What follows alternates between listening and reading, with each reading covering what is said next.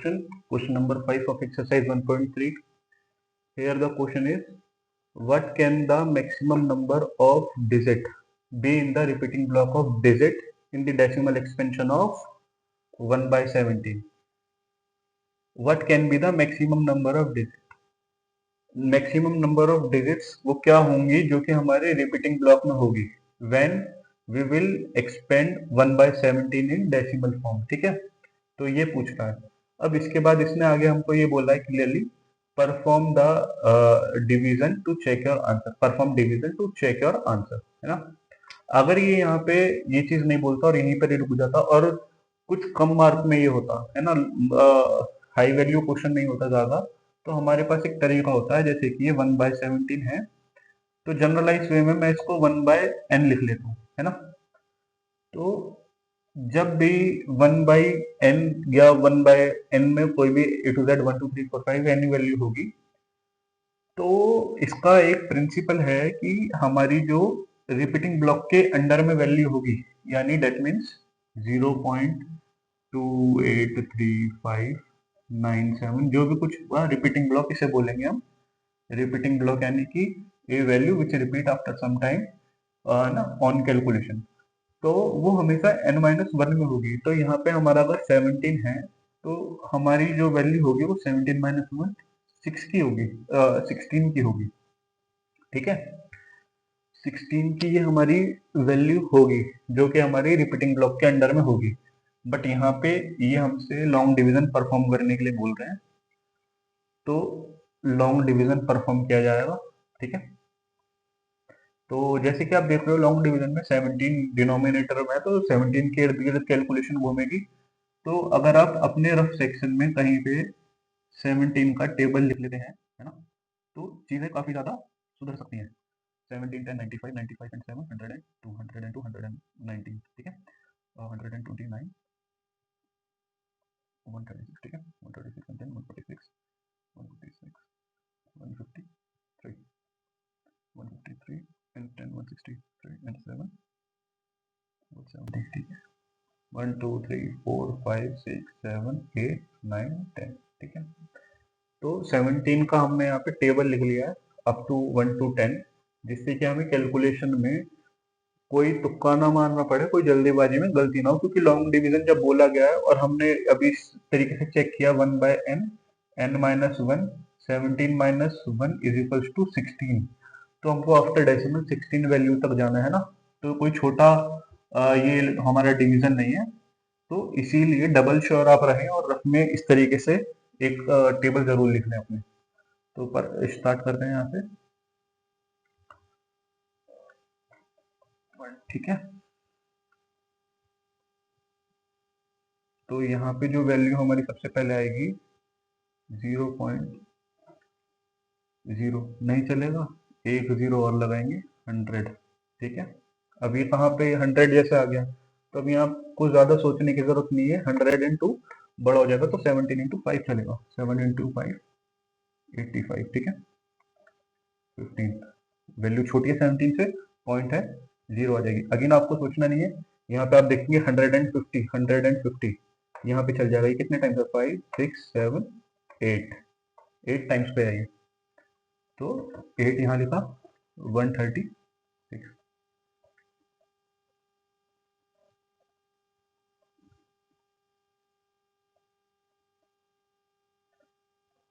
Point है हमारे पास 0 आएगा. 140 हमारे यहाँ आप देखेंगे तो यहाँ से ये 8 वैल्यू पे अगेन है, तो 8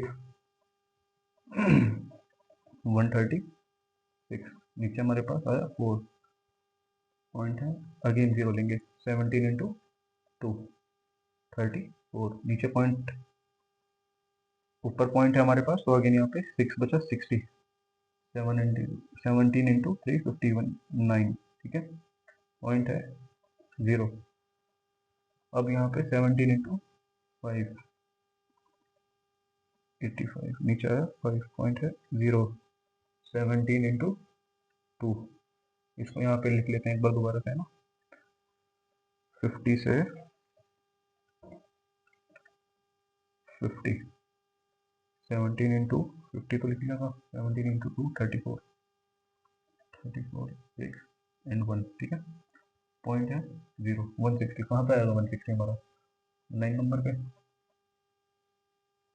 153, ठीक है। तो नीचे हमारे पास आएगा 7।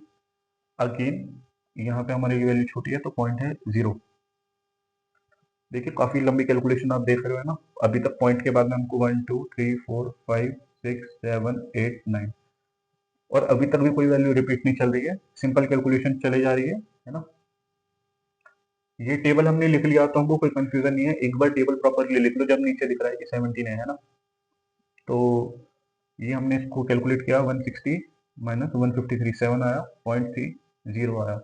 अब यहाँ पे 70 के लिए क्या चल रहा है 68 चल जाएगा, 17 इंटू 4 68, नीचे आ गया 2, ठीक है। पॉइंट है 0। अब क्या चलेगा 17 इंटू 1 17, वैल्यू आ गई 3, पॉइंट है 0। फिर अगेन 17 इंटू 1, वैल्यू आई 17, ठीक है। तो 13 आ गया, पॉइंट है हमारे पास यहाँ पे 0। अब फ्रैक्शन कंप्लीट कर लेते हैं 130, ठीक है। अब 130, अब हमारे पास नेक्स्ट क्या आएगा 130 के लिए 119 136 में बड़ा हो जाएगा, तो ये हमारा आ गया 17 इंटू 7 17 इंटू 7 119, ठीक है।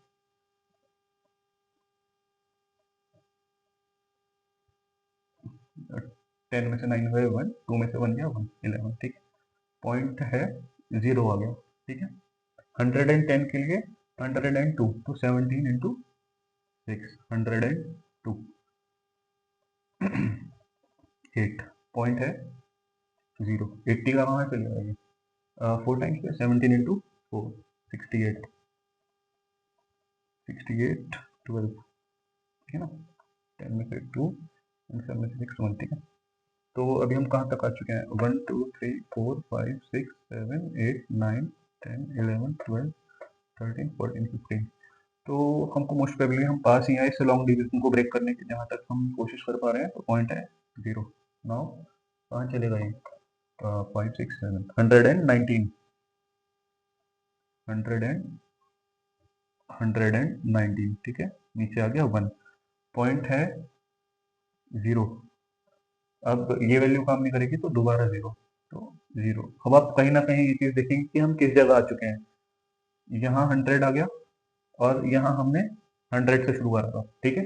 वैल्यूज भी हमारी हम गिन लेते हैं एक बार 1 2 3 4 5 6 7 8 9 10 11 12 13 14 15 16, ठीक है।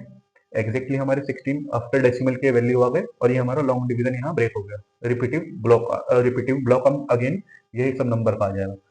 तो आफ्टर डेसिमल हमारी जो वैल्यू आई है वो आई है 0.0588235211765 सॉरी 647, है ना। तो यहाँ पे आप बिगिनर हो टेबल्स में या प्रो लेवल के हो, उससे कोई इशू नहीं है मेरे को। एक टेबल आप रफ वर्क में अगर इस तरह की कंडीशन दिख रही है तो जरूर लिख लें, है ना। कोई भी कंफ्यूजन नहीं रहेगा, डबल चेक हो जाएगा हैंड टू हैंड कि कहीं हमने गलती तो नहीं करी। इन केस आपका अगर यहाँ पे कहीं पे जैसे हमने 16 ये डिसाइड कर लिया था पहले कि आफ्टर डेसिमल 16 वैल्यूज आएंगे, अगर आपका सपोज 15 पे ही हो रहा है कुछ गड़बड़ या 17 तक आपकी आफ्टर डेसिमल वैल्यूज आ रही है और रिपीट नहीं कर रही है, तो आप वहां एक बार इससे डबल चेक कर लोगे, है ना। बार बार ये चीज आपको करने की जरूरत नहीं पड़ेगी एग्जाम में, ये इस तरीके से कि 17 इंटू 9 कर रहे हैं, कभी 17 इंटू 8 कर रहे हैं, है ना। वो सब चीज से बच जाओगे, है ना। तो ये आपका यहाँ से रिपीटिव ब्लॉक में आ गया। तो so let's start with another question. तो बच्चों क्वेश्चन नंबर 6 हम एक्सरसाइज 1.3 का स्टार्ट करने वाले हैं। ये क्वेश्चन हमें काफी कुछ सिखाएगा, है ना। तो अभी तक हमने काफी रेशनल नंबर्स देखे, पी बाई क्यू की फॉर्म में वो होते हैं। रेशनल नंबर्स में क्यू की वैल्यू 0 नहीं होनी चाहिए डिनोमिनेटर में, पी एंड क्यू आपके इंटीजर्स होने चाहिए, और ये जब फ्रैक्शन को हम सिंप्लीफाई करते हैं डेसिमल फॉर्म में, तो या तो हमारा डेसिमल टर्मिनेटिंग में चला जाता है या फिर नॉन टर्मिनेटिंग और हमारी वैल्यू रिपीटिंग हो जाती है। नॉन टर्मिनेटिंग रिपीटिंग ब्लॉक हमें मिलता है, ठीक है। तो अभी तक हमने ये सब चीजें इसमें देखी हैं। अब इसमें क्वेश्चन ने हमसे पूछा है कि क्या कोई क्यू की भी ऐसी प्रॉपर्टी है जो कि मस्ट फॉलो करे और हम उससे कोई और चीज निकाल पाए, कोई और चीज समझ पाए, डिफरेंशिएट कर पाए। तो उसी चीज को देख लेते हैं सबसे पहले। तो अभी तक अगर मैं आपसे कहूं कि बच्चों हमको 3/7 है, हमको ये बताना है कि 3/7 का जो फ्रैक्शन है जब हम इसको लॉन्ग डिवीजन परफॉर्म करते हैं तो हम ये बता सकते हैं कि टर्मिनेटिंग है या ये नॉन टर्मिनेटिंग है। ठीक है, क्या हम इस 3/7 को वो बिना लॉन्ग डिवीजन परफॉर्म करे भी बता सकते हैं कि क्या ये टर्मिनेटिंग है या नॉन टर्मिनेटिंग है? यही चीज हम इसमें समझने वाले हैं कि हम ये कैसे बताएं कि कोई भी फ्रैक्शन अगर वैल्यू हमारे पास है वो टर्मिनेटिंग है या नॉन टर्मिनेटिंग है विदाउट परफॉर्मिंग लॉन्ग डिवीजन। ठीक है, तो अब मैं आपको समझाता हूं कि ये 3/7 जो हमारा है ये हमारा नॉन टर्मिनेटिंग है। ठीक है, नॉन टर्मिनेटिंग। अब ऐसा मैं क्यों कह रहा हूं और ये मैंने कैसे कह दिया कि ये हमारा नॉन टर्मिनेटिंग है, इस चीज को मैं आपको आगे वेरीफाई करवाता हूँ। ठीक है, तो सबसे पहले इसको देख लेते हैं। 7/3 पॉइंट लगाया 0, 7 4 जा 28, नीचे आ गया 2 पॉइंट है 0, 7 2 जा 14, नीचे आ गया 6 पॉइंट है 0, 7 8 जा 56, फिर नीचे आ गया 4 पॉइंट है 0, 7 5 जा 35, नीचे आ गया 5 पॉइंट है अगेन 0, 7 7 जा 49 है ना, नीचे आ गया 1 पॉइंट है तो 0 लगाया, 7 1 जा यहाँ लिख लेते हैं, 7 1 जा 7, 10 में से 7 गए, यहाँ पे आ गया 3 पॉइंट था 0 लगाया। हमको लॉन्ग डिवीजन करते करते ये भी ध्यान रखना है कि कब हमारी वैल्यू रिपीट होने लगी। अब वो आप कैसे देखोगे, अब मेरे को यहाँ 30 आती, 10 में से 7 गया, 3 बचा, पॉइंट का था तो 0 आ गया। अब मेरे को यहाँ पे इस 30 को देखते ही इस 30 की याद आ गई, है ना। अब यहाँ से हमारी ये वैल्यू एज इट इज यहाँ रिपीट होने लगेगी। 7 4 था 28 में डालूंगा, फिर 2 आएगा, फिर ये पूरा एज इट इज रिपीट हो जाएगा। तो ये वैल्यू हमारी अंडर बार आ गई और ये हमारी non terminating kind of fraction बन गया, जैसे कि मैंने यहाँ पहले बोल दिया था। ठीक है, अब इसका लॉजिक समझने के लिए मैं आपको एक फ्रैक्शन और करके दिखाता हूँ। ठीक है, लेट सपोज, क्या ले वैल्यू, लेट सपोज 5/8। मैं अब आपको ये बताता हूँ कि ये टर्मिनेटिंग है। अब आप ये पूछोगे सर आपको क्या कोई जादू आता है या कोई इस तरह की चीज है जो आप ये चीज पहले बता दे रहे हो? तो इसके पीछे का बस लॉजिक मैं बताता हूँ, थोड़ी देर वेट कीजिए, इसका भी एक बार लॉन्ग डिवीजन करके देख लेते हैं ना, जिससे कि आपको अच्छी तरह चीज से समझ में आए। 8/5 पॉइंट था 0, कहाँ से चलेगा ये, 7 8 जा 56, 8 6 जा 48, नीचे आ गया 2 पॉइंट था 0, 8 2 जा 16, नीचे आ गया 4 पॉइंट है 0, 8 5 जा 40 और ये आपका कैंसल आउट हो गया। ठीक है, जैसा कि हमने कहा था ये टर्मिनेटिंग है ना। अब एक लास्ट टाइम थोड़ा सा और वेट कीजिए कॉन्सेप्ट को अच्छी तरह और समझने के लिए। अब मैं एक यहाँ लेट सपोज ले लेता हूँ, क्या ले 7/25। ठीक है, अब इसकी मैं भविष्यवाणी कर देता हूँ टर्मिनेटिंग। इतने मैं आप लोगों को लॉजिक नहीं बता रहा, इतनी ही मैं भविष्यवाणी कर सकता हूँ। जब मैं आपको लॉजिक बता दूंगा तो आप भी ये चीज कर पाएंगे। तो 7/25 मैंने यहाँ पे टर्मिनेटिंग बोला है, तो इसको एक बार देख लेते हैं। यहाँ पे 7/25 पॉइंट लगाया, यहाँ पे है 0, कितने टाइम्स पे चलेगा ये, 25 4 जा 25 3 जा नहीं चलेगा, 25 2 जा 50 है ना, यहाँ पे आ गया 20, वैल्यू छोटी रही, पॉइंट था 0 आ गया, कितने पे चलेगा ये, 25 8 जा, ठीक है, 25 8 जा 5 8 जा 40, 8 2 जा 16, 16 एंड 4 20। ठीक है, तो ये हमारा चल गया और ये हमारा वैल्यू टर्मिनेट हो गया 0.28 पे, ठीक है ना। तो ये फ्रैक्शंस आपने देखे और मैंने इसमें लॉन्ग डिवीजन बाद में परफॉर्म किया। ये कंडीशन की नॉन टर्मिनेटिंग है या टर्मिनेटिंग है ये मैंने पहले बता दिया। तो अब इस चीज को एक बार ध्यान से देखते हैं, है ना। तो अब यहाँ पे बच्चों आप देखोगे ये 7 जो नॉन टर्मिनेटिंग था और ये दो फ्रैक्शन, इसमें इन दोनों में या इन दोनों में या किसी में भी कोई सिमिलरिटी आपको दिख रही है? हम यहाँ डिनोमिनेटर की बात कर रहे हैं। तो अगर मैं आपको सिमिलरिटी दिखाना चाहूं तो जो हमारा 8 है डिनोमिनेटर में, ये तो है 2 की पावर 3, यानी कि 2 into 2 into 2, 2 to the 4, 4 to the 8, ठीक है। और बच्चों यहाँ पे जो हमारा 25 है ये है हमारा 5 का square, that means 5 into 5 is equals to 25, ठीक है। तो 5 और 2 की पावर यहाँ पे थी, यहाँ पे 2 का क्यूब था और यहाँ पे 5 का स्क्वायर था। यहाँ पे आपको ये किसी चीज का स्क्वायर या कुछ ऐसा 5 और 2 से रिलेट तो नहीं हो रहा ना, तो ये इसमें सिमिलरिटी डिसिमिलरिटी है।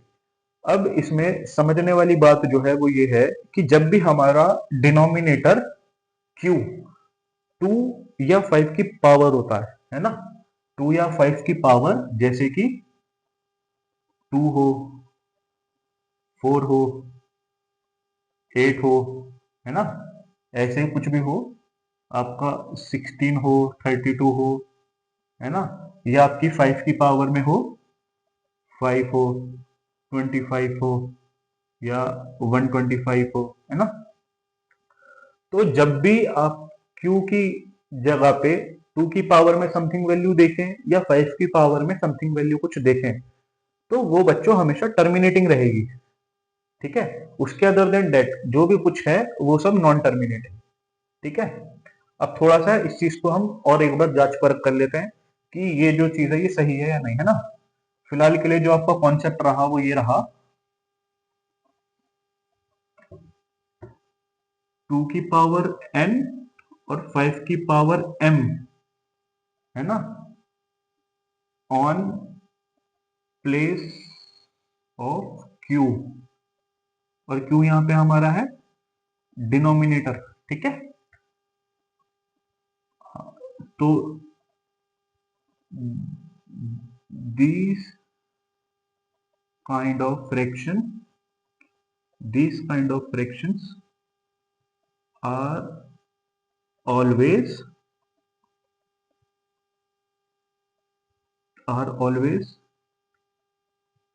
terminating, ठीक है।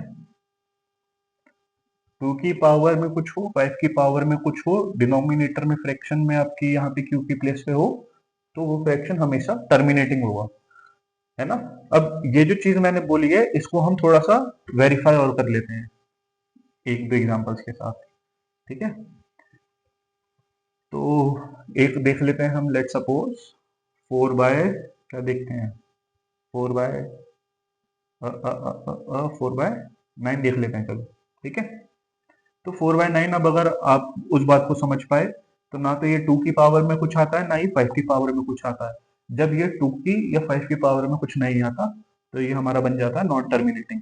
फिर भी एक बार चेक कर लेते हैं, 4 9 पॉइंट लगाया, 0 आई, 9 4 द 36 पॉइंट था, 0 आई, 9 4 द 36, ठीक है। तो यहाँ पे आप देख रहे हो ना 0.4 बार इस तरीके से चलता चला जाएगा, ठीक है। और कुछ देख लेते हैं, थोड़ा बड़ी वैल्यूज में देख लेते हैं, लेट सपोज 7/12 देख लेते हैं, ठीक है। 2 की पावर तो यहाँ पे कोई नहीं लग रही है ना। तो अब एक बार इसका भी देख लेते हैं, ये हमारा क्या होगा, नॉन टर्मिनेटिंग, अगेन ये हमारा नॉन टर्मिनेटिंग होगा।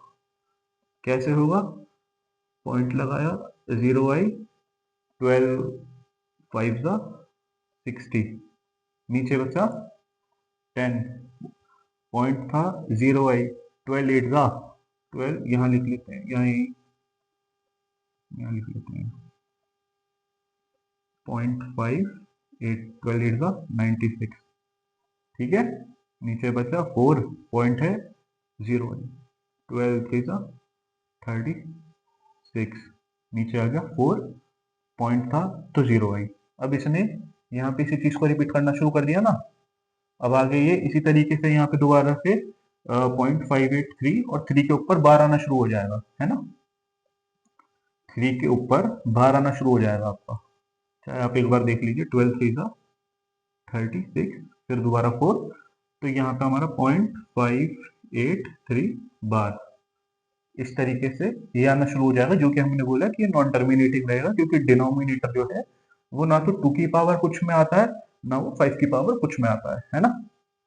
ये हमने सही करा ना। 12 इंटू 560, नीचे बचा 10, नीचे बचा 10, पॉइंट था 0 आया, 12 8 का 96, नीचे आ गया 4, पॉइंट था 0 लगाया, 12 3 था 36। ठीक है, तो आई होप ये कॉन्सेप्ट आपको क्लियर हो गया होगा।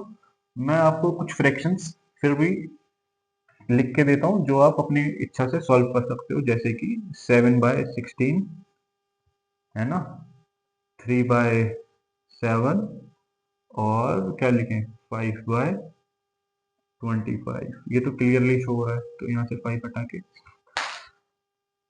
यहाँ से 5 हटा के 6 लिख देते हैं। ठीक है, ये आपका रहेगा टर्मिनेटिंग।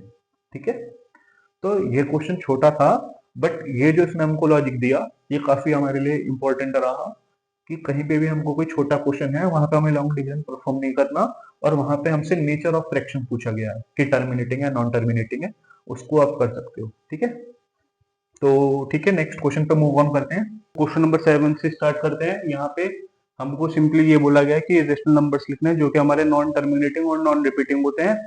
तो उस पैटर्न के अंदर आप कोई भी डेसिमल में वैल्यू लिख सकते हैं पैटर्न के साथ, जैसे कि मैं लिख दूं 0.101। उसके बाद यहाँ से आप पैटर्न बनाते हैं 0 का 001 000 और इस तरीके से आगे चलता चला जाएगा, ना रिपीट हुआ और 0 का डिफरेंस रहा। इसी तरीके से हम एक और बना सकते हैं 102 03 04 और ये इस तरीके से। एक आप यहाँ पे पाई का ले सकते हो, है ना, पाई का वैल्यू तो हमेशा चलता ही चलता है 3.14 और आगे इरेशनल नंबर में आप इसको कर सकते हो। ठीक है, अब क्वेश्चन नंबर 8 पे आ जाते हैं। यहाँ पे हमको ये बोला गया है कि 5/7 और 9/11 के बीच के इरेशनल नंबर्स निकालने हैं। ठीक है, तो अगेन इसको पहले फ्रैक्शन को डेसिमल में कर लेते हैं। 5/7 का अगर हम करेंगे तो इसको सॉल्व कर लेते हैं पहले। ठीक है, 0 49 1 पॉइंट है 0, 7 7 3 पॉइंट है 0, 7 4 का 28 2 पॉइंट है 0, 7 2 का 14, नीचे आ गया 6 पॉइंट है 0, 7 8 का 56, नीचे आ गया 4 पॉइंट है 0, 7 5 का यहाँ कर लेते हैं 35 माइनस हुआ 5 पॉइंट था 0। अब ये जो हमारा यहाँ पे 50 आया, ये 50 हमारा ऊपर इस साइड से, ये 50 यहाँ से आ गया, तो हमारा 5/7 का जो लॉन्ग डिवीजन के बाद डेसिमल में आया वो आ गया 0.7142 0.7142 714285 और इस पूरे के ऊपर बार। ठीक है बच्चों, अब 9/11 का हम कर लेते हैं एक बार लॉन्ग डिवीजन परफॉर्म, है ना। 9/11 के लिए 11 9 पॉइंट लगाया 0 8 88, नीचे बचा 2 पॉइंट है आया 0। ठीक है, 1 11 9 पॉइंट है 0, ये 90 फिर यहाँ से चला गया, तो यहाँ पे हमारा 0.81 के ऊपर बार आ गया। ठीक है, मैं समझता हूँ अब इस लेवल तक पहुंच चुके होंगे कि इस सेक्शन में कोई दिक्कत नहीं आनी चाहिए लॉन्ग डिवीजन करके इन सब चीजों को पता करने के लिए। ठीक है ना, बाकी थोड़ा सा अगर आप जो हमने इससे पहले क्वेश्चन करे थे उसे अगर रिपीट करके देखोगे तो आपसे अगर खाली वैल्यू की जरूरत नहीं होती और खाली नेचर पे बात होती, तो ये दोनों नॉन टर्मिनेटिंग क्लियरली थे, है ना।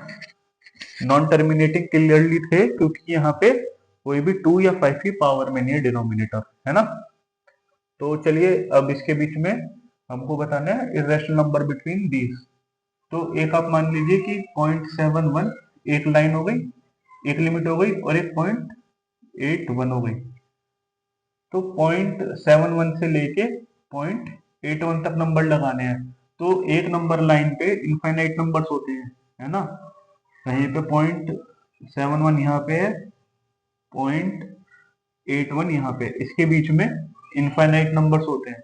तो आप कोई भी इस तरीके से मान के चलिए, जैसे कि हम नंबर्स ले लेते हैं 0.73, 0.75, 0.78, ठीक है।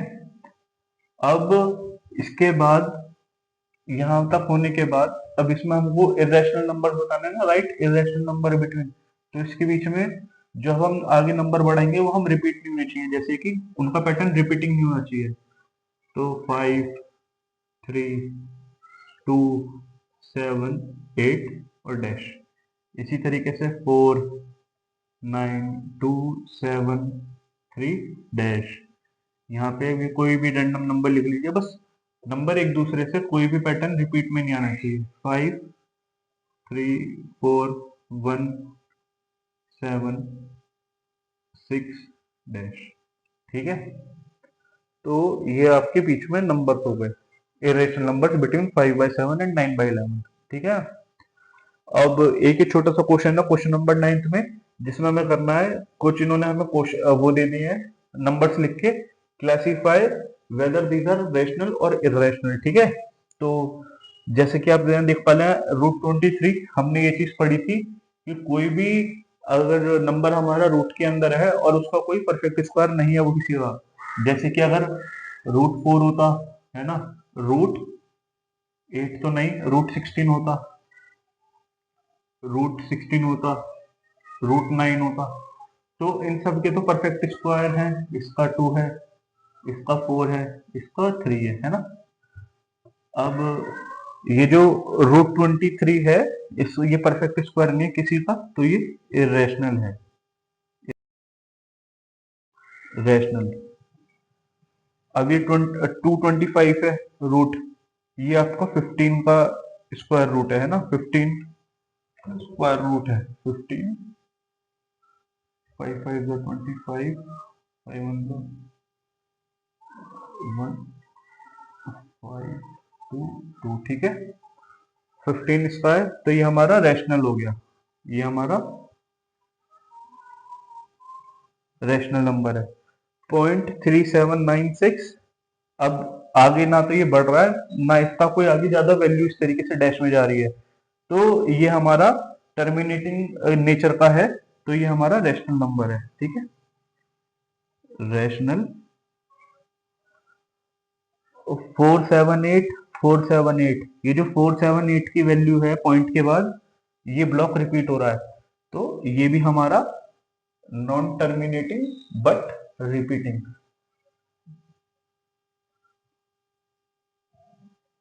रैशनल नंबर है, नॉन टर्मिनेटिंग बट रिपीटिंग। यहाँ पे देख लेते हैं 101, फिर उसके बाद 1001, 110001, तो यहाँ जीरो का पैटर्न लगा हुआ है और हर बार ब्लॉक जो है चेंज हो रहा है आगे, तो ये भी इरेशनल है, ठीक है, इरेशनल नंबर।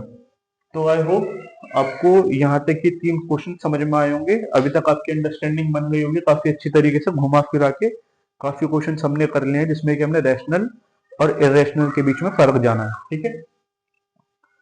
जहां पे आपको ये चीज नहीं बोली गई है कि आपको किस नंबर में आप कितने नंबर लिखना है, वहां पे आपकी मर्जी है, इरेशनल नंबर में इस तरीके से नंबर लिखें, बस ध्यान ये रखना है कि वैल्यू आपकी टर्मिनेटिंग नहीं होनी चाहिए और जो पैटर्न है वो रिपीट नहीं करना चाहिए, है ना। इस तरीके से ही आपका हो गया